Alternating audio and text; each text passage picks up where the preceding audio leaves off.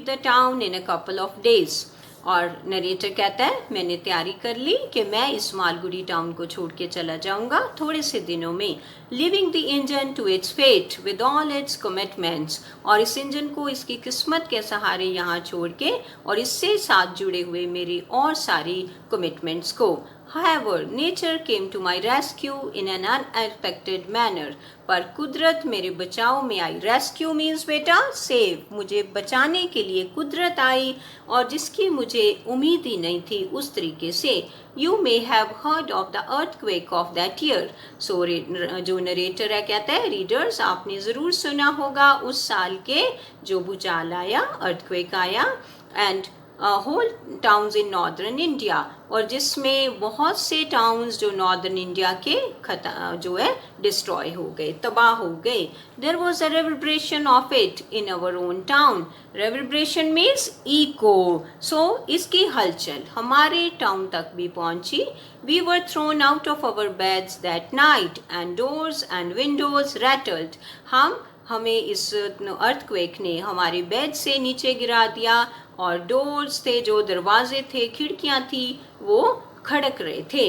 Rattled means बेटा made a sound, खड़कना। Next morning I went over to take a last look at my engine before leaving the town. अगली सुबह मैं फिर गया अपने इंजन को आखिरी बार देखने इस टाउन को छोड़ने से पहले। I could hardly believe my eyes, the engine was not there. मुझे अपनी आंखों पे विश्वास ही नहीं हुआ क्योंकि वो इंजन वहाँ पे नहीं था। I looked about, मैंने इधर उधर देखा, and raised hue and cry, और मैं शोर करने लगा। Search parties went in all directions and the engine was found in a disused well nearby. और जो सर लोग ढूंढने के लिए ग्रुप्स में इधर उधर गए और फाइनली जो इंजन था वो एक डिसयूज्ड वेल, डिसयूज्ड मीन्स बेटा जो अब लोग यूज नहीं कर रहे थे। सो इस तरह के एक खूह में जिसको जो अब वर्तों में नहीं था वहाँ पे वो जो रोड इंजन था गिरा मिला विद इट्स बैकअप, और इस तरह गिरा वो कि उसकी जो बैक थी वो ऊपर थी। To heaven to save me from fresh complications, मैंने भगवान से प्रार्थना की कि मुझे कोई नई समस्याएं मेरे लिए ना पैदा हो जाएं। But the owner of the house when he came, पर उस घर का मालिक जब वो आया and saw what had happened, और उसने देखा कि क्या हुआ है, लाव्ड हार्टिली, वो दिल से हंसा, एंड बीम्ड एट मी, और खुशी से मेरी तरफ देखा। You have done me a service, कहता तुमने तो मेरी बहुत मदद कर दी। It was the dustiest water on earth, कहता इस खूह में तो बहुत सबसे दुनिया का गंदा पानी भरा था। In that well and the municipality was sending notice to close it, और म्यूनसिपैलिटी मुझे नोटिस भेज रही थी इसको बंद करने के, वीक आफ्टर वीक, हर हफ्ते। I was dreading the cost of closing, dreading means बेटा फियरिंग, डरता था, मैं ये खर्चा करने से डरता था इस खूह को बंद करने का।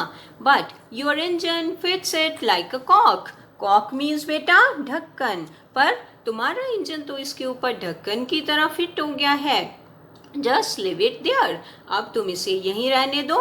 बट सो नरेटर कहने लगा पर there are no buts, I will withdraw all complaints and charges against you, और पर उस ऑनर ने कहा कि कोई भी बट्स नहीं है, कोई भी पर नहीं है, और मैं जो भी मैंने कंप्लेंट्स की हैं या तुम पे कोई मैंने चार्जेस लगाए हैं वो मैं वापस ले लूँगा।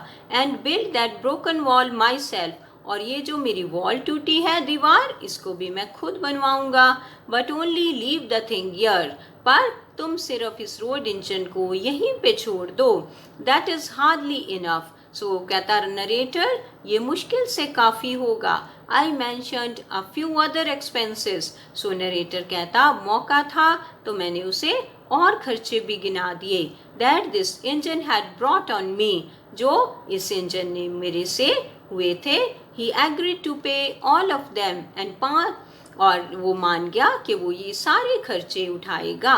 One day I passed that way some months later, so काफ़ी महीने बाद नरेटर कहता है मैं उस तरफ से जब एक दिन गुजरा।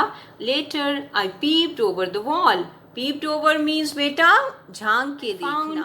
The mouth of the well neatly cemented up. So narrator कहता जब मैं उधर से गुजरा एक दिन मैंने देखा कि जो खूह में वो गिरा था वो ऊपर से रोड इंजन को उन्होंने अच्छी तरह से सीमेंट लगा के पक्का करवा लिया था. I heaved a sigh of great relief. So कहता मैंने चैन की सांस ली कि finally I got rid of that road engine which I got as a prize from the lottery. So dear students, so this way we complete the chapter. I think that you must have understood it. If you have any queries, you can ask me in the comment section. Thank you.